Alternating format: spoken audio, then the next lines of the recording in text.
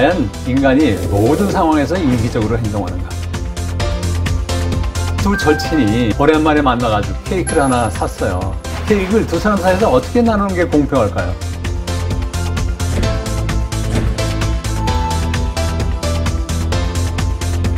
여러 연구를 통해서 행세경제학자들이 내린 결론은 인간이 합리적이며 이기적이라는 전통적 경제이론의 가정은 현실과 매우 동떨어져 있다.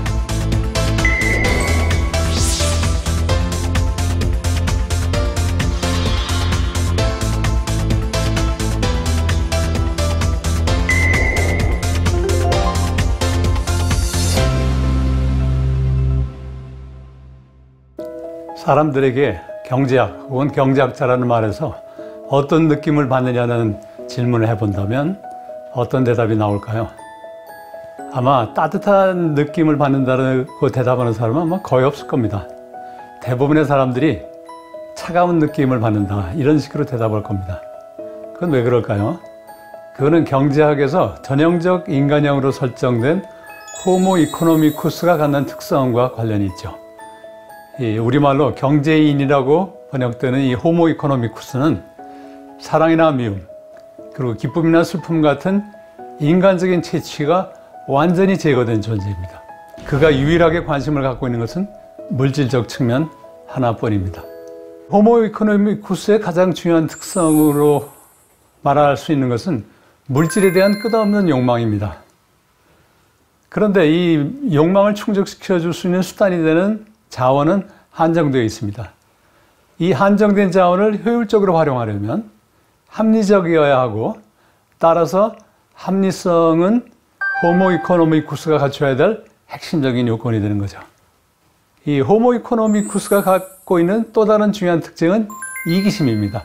전통적 경제이론, 그러니까 우리가 오늘 배우려고 하는 행태경제이론과 대조되는 개념으로서의 전통적 경제이론은 다음과 같은 기본 가정으로부터 출발하고 있습니다. 인간은 자신의 이익을 합리적으로 추구하는 존재다. 이것이 전통적 경제이론의 출발점입니다.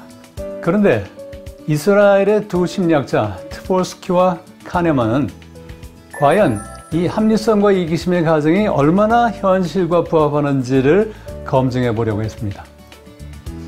이 검증의 결과는 상당히 경제학자의 입장에서 본다면 좀 실망스러운 것인데, 이 현실의 인간은 이 전통적 경제 이론이 가정하는 호모 이코노미쿠스가 절대로 아니라는 것이었습니다.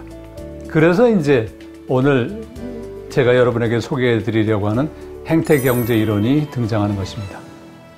영어로는 Behavioral Economics라고 부르는 이 행태 경제 이론은 1970년대에 처음 등장했습니다. 그러니까 그 역사가 한 40~50년밖에 되지 않는 경제학의 새로운 분야죠. 그 행태경제 이론의 특징은 인간의 합리성과 이기심에 명백한 한계가 있다는 사실에서 출발한다는 것입니다. 이 점에서 이 행태경제 이론은 전통적 경제 이론과 아주 대조적인 성격을 가지고 있는 것이죠. 그럼 현실에서 우리 인간은 얼마나 합리적인가? 나도 그렇고 내 주변에 있는 사람도 그렇고 아무리 친밀한 사람이라 할지라도 매사에 백과사전 뒤져보고 계산기 두드리면서 판단하고 행동하지는 않아요. 그렇지 않습니까? 그럼 이 행태경제 이론을 연구하는 사람들은 뭐라고 얘기하느냐? 실제로 사람들이 현실의 상황을 판단하고 선택하는 걸 보면 휴리스틱이라는 방법을 많이 활용하고 있다, 이런 얘기를 하죠. 휴리스틱이라는 것은 우리말로 하면 주먹구구라고 할 수 있는데, 내가 심리학자들한테 물어보면 아직 이 휴리스틱의 우리말 번역이 정착되어 있는 것 같지는 않더군요. 그래서 그냥 휴리스틱이라고 쓰기로 했습니다. 현실의 인간들이 어떤 휴리스틱을 활용하고 있는지를 연구해 본 결과, 예를 들면 대표성 휴리스틱이라든지 가용성 휴리스틱이라든지 이런 여러 가지 휴리스틱의 주먹구구식 판단 방식을 활용한다는 것을 발견한 것이죠. 예를 들면 대표성 휴리스틱이라는 것은 어떤 사람의 직업을 짐작할 때 그 사람에 대한 묘사가 주어지면 내가 어떤 직업에 대해서 가지고 있는 선입견과 그 묘사를 비교하고 그것이 얼마나 대표성을 가지고 있느냐에 입각해서 판단하는 방식이라는 거죠. 그렇다면 인간이 왜 이 휴리스틱이라는 주먹구구식의 판단 방식을 활용하는가? 첫 번째는 모든 것을 철저하게 따져보고 행동하는 데는 많은 비용이 들기 때문에 그래요. 우리가 하루에 쓰는 에너지의 20% 이상을 뇌에서 사용한다고 하거든요. 그러니까 우리 인간은 오랜 기간 동안 진화해오는 과정에서 이 에너지를 절약하는 그런 습관을 몸에 지니게 된 것이죠. 본능적으로 에너지를 절약하는 그런 습관이 나오고, 그래서 현실의 상황을 판단할 때도 계산기 두드리는 이런 번거로운 일을 하지 않고 대충 주먹구구식으로 판단한다는 거죠. 또 한 가지 이유는 대부분의 사람들이 철저하게 따져볼 능력이 없어요. 이 행태경제학자들이 연구한 바에 따르면 일반적인 사람들은 통계학의 기본 법칙도 모른다고 그래요. 그러니까 대부분의 사람들이 철저하게 따져볼 능력이 없기 때문에 이 주먹구구식의 판단 방식을 활용하고 있는 것이죠. 이 행태경제학자들이 발견한 인간 행동의 또 다른 진실은 인간이 여러 가지 편향을 보인다는 것입니다. 예를 들면 현상유지 편향이라든가 기정 편향이라든가. 이 현상유지 편향이라는 것은 뭐냐면 그동안 자기가 쭉 해오던 대로 계속 행동하는 것을 좋아하고 자기의 행동의 방식을 바꾸는 걸 싫어한다는 거예요. 예를 들면 어떤 이른 봄날에 내가 따뜻하게 입기 위해서 옷을 좀 두껍게 입고 나갔어요. 그런데 낮이 되니까 의외로 날씨가 풀려가지고 그 두꺼운 옷이 거추장스럽게 느껴지는 거예요. 그런데도 사람들은 바로 그 옷을 벗어 던지지 않고 계속 입는다는 거예요. 그러다가 영 안 되겠다 싶으면 그때서야 벗는다는 거죠. 이게 바로 현상유지 편향이죠. 이 또 다른 편향의 예로서 기정편향이라는 것을 들 수 있는데, 기정편향이라는 것은 이미 정해놓은 것을 그대로 따르려는 편향을 의미하는 거죠.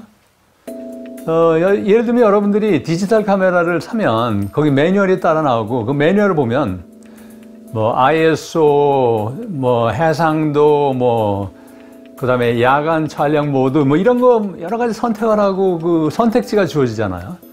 근데 그걸 일일이 다 선택하고 사진을 찍는 사람이 어디 있습니까? 대부분의 사람들이 시간 맞추고 언어 맞춘 다음에 찍기 시작하는 거죠. 그러니까 나머지는 제조업자가 이미 선택해 놓은 것을 그대로 따라내는 거죠. 이 현상유지 편향과 기정 편향을 보면 인간은 기본적으로 귀차니스트라는 걸 알 수가 있어요. 귀찮은 건 아주 싫어하는 거죠. 아까 휴리스틱도 비슷한 상황이에요. 합리적으로 행동을 하면 귀찮으니까 휴리스틱이라는 주먹구를 사용하는 거예요. 현상유지 편향과 기정 편향도 이러한 귀차니즘의 발로죠. 따라서 이 지금까지 제가 설명드린 이 행태경제학자들이 발견한 인간 행동의 특성을 요약해 보자면 바로 휴리스틱과 바이어스, 편향으로 요약할 수가 있는 거죠. 그 결과 현실의 인간은 합리성의 잣대로는 도저히 이해하기 힘든 여러 가지 특이 현상을 보이는 거죠. 이건 합리적인 행동이 아니에요. 그런데 그런 행동을 버젓이 하는 거죠. 이러한 특이 현상이 또 무엇인가, 이거를 찾아내는데 행태경제학자들의 연구 노력이 기울여지고 있는 거죠. 이와 같은 휴리스틱, 편향, 그리고 특이 현상의 존재는 이 전통적 경제 이론에서 설정한 합리성의 가정이 현실과 매우 동떨어져 있다는 사실을 말해주고 있는 거죠. 다음에 이 행태경제학자들이 관심을 갖고 있는 그 인간 행동의 진실은 과연 인간이 모든 상황에서 이기적으로 행동하는가? 즉, 전통적 경제 이론에서 말하는 이기심의 가정이 과연 현실적인가? 예를 들면 어떤 두 절친이 오랜만에 만나가지고 케이크를 하나 샀어요. 근데 이 두 사람이 다 케이크 매니아예요. 그래서 케이크에 관한 한 아무리 절친이지만 양보할 의향이 없어요. 이 케이크를 두 사람 사이에서 어떻게 나누는 게 공평할까요? 자른 다음에 어떤 사람이 먼저 선택을 하려면 크게 보이는 쪽을 덥석 집어가겠죠. 그러니까 그걸 피하려면 어떻게 해야 되느냐? 답이 있죠. 자르는 사람과 먼저 선택하는 사람을 각각 다르게 결정하면 되는 거죠. 그러면 자르는 사람은 하나를 크게 하나를 작게 자르지는 않을 거예요. 그러면 당장 내 친구가 큰 거를 집어갈 테니까요. 자른 사람은 아주 최대한 노력을 기울여서 똑같이 자르려고 할 것이고, 그러니까 두 사람 사이에서 공평하게 나눠 먹을 수 있다, 이런 답이 나온 거죠. 그런데 현실에서는 이 두 절친이 만나서 케이크를 나눠 먹을 때 큰 쪽을 일부러 상대방에게 양보하는 경우가 대부분이죠. 그럼 왜 그러냐? 대부분의 사람들이 소소한 이익보다는 체면을 더 중시하고, 또 넌 내 절친이니까 네가 큰 쪽을 먹는 게 내가 더 기쁘다, 이런 남에 대한 배려, 이런 것들 때문에 양보하게 되는 거죠. 그러니까 이 이기심의 가정도 문제가 많은 거예요. 인간이 기본적으로는 이기적이라 할지라도 언제 어디서나 이기적으로 행동하는 것은 아니라는 것이죠. 그래서 이와 같은 합리성과 이기심에 대한 여러 연구를 통해서 행태경제학자들이 내린 결론은, 인간이 합리적이며 이기적이라는 전통적 경제이론의 가정은 현실과 매우 동떨어져 있다, 이것으로 이제 귀결이 된 거죠. 그래서 이제 행태경제이론이 그 대안으로 등장하게 되는 거예요. 이 과거 우리 경제학이 발전해온 역사를 보면 때때로 이론의 혁명이 일어나거든요. 가장 유명한 것이 1930년대에 일어난 케인즈 혁명이죠. 그러니까 케인즈 혁명이 일어나기 전에는 우리 경제가 왜 불황에 빠지고 왜 인플레이션이 생기는지 그 이유를 몰랐어요. 그러다가 케인즈가 일반 이론이라는 책을 쓰고 거기서 비로소 수요의 과부족이 이런 경기 변동을 일으키는 원인이다라는 설명을 했고, 그 후로 우리가 배우는 거시경제 이론이라는 그 분야가 새로 만들어진 거죠. 이것이 경제학에서 가장 유명한 혁명의 이해예요. 이론적 혁명이에요. 그렇다면 이 행태경제 이론의 혁명이 일어날 것인가? 거기에 대해서 저는 좀 회의적인 시각을 가지고 있죠. 제가 보기에 아직까지 경제학 교과서를 바꿔 써야 하는 단계는 아니에요. 기존의 전통적 경제 이론의 그 방대한 체계를 대체하기에는 아직도 역부족인 거죠. 그렇다면 이 행태경제 이론은 이론적 측면보다는 정책의 측면에서 더 영향이 클 것이라는 예측이 가능해요. 행태경제 이론에 따르면 인간 본성의 진실과 부합되는 경제 이론과 정책이 필요하다는 거예요. 이 행태경제 이론을 연구하는 사람들이 발견한 여러 가지 휴리스틱, 바이어스, 그리고 특이현상이란 것은 인간이 가지고 있는 독특한 마음의 결이에요. 우리 그 어떤 옷감 같은 거 보면 결이 있잖아. 비단 같은 거 이쪽으로 이렇게 결을 따라가면 부드럽게 가고, 거슬러 가면 조금 거칠거칠하다는 느낌이 들잖아. 그러니까 우리 인간의 그 마음에도 결이 있고, 그 결을 따라서 행동하도록 인도를 하면 훨씬 그 정책 효과가 커질 수 있다는 거죠. 여러분은 넛주란 책 읽어보셨을지 모르지만, 그 넛주란 책이 바로 이러한 행태경제 이론에 입각한 정책의 장점을 설명한 책이 바로 넛주라는 책이에요. 넛주라는 건 이게 슬쩍 민다는 거거든요. 그러니까 사람을 어떤 쪽으로 강요해서 이쪽으로 몰아가는 것이 아니라 슬쩍 밀어서 그쪽으로 자발적으로 가게 만드는, 그것이 바로 행태경제 이론이 권장하는 그 정책이고, 이런 넛주어의 성격을 갖는 정책이 앞으로 많이 활용될 거라고 믿는 거죠. 이 마음의 결을 이용한 대표적인 그 정책의 이해가 바로 장기 기준과 관련된 정책이고, 이 마음의 결을 이용함으로써 대단히 좋은 성과를 거뒀다는 연구 결과가 나와 있어요. 그 요즘은 의술이 발달했기 때문에 장기 이식을 통해서 죽어가는 사람을 살릴 수 있는 기회가 얼마든지 많아졌어요. 근데 문제는 기증장기가 부족한 거야. 그러니까 기증장기가 부족하니까 죽어가는 사람을 살릴 수가 없는 거예요. 그래서 어떤 경제학자는 이 인간의 장기를 시장에서 가격표를 붙여서 거래하도록 하자. 그것이 도덕적 윤리적으로 거부감을 줄지 몰라도 사람을 살리는 것이 더 중요하지 않느냐, 이런 안까지 내놓은 적이 있죠. 그런데 몇몇 나라에서는 이 뇌사자의 장기 기준과 관련된 정책을 약간 트위스트를 함으로써 아주 좋은 성과를 거뒀어요. 이 뇌사자의 장기 기준과 관해서는 두 가지의 기본 원칙이 있어요.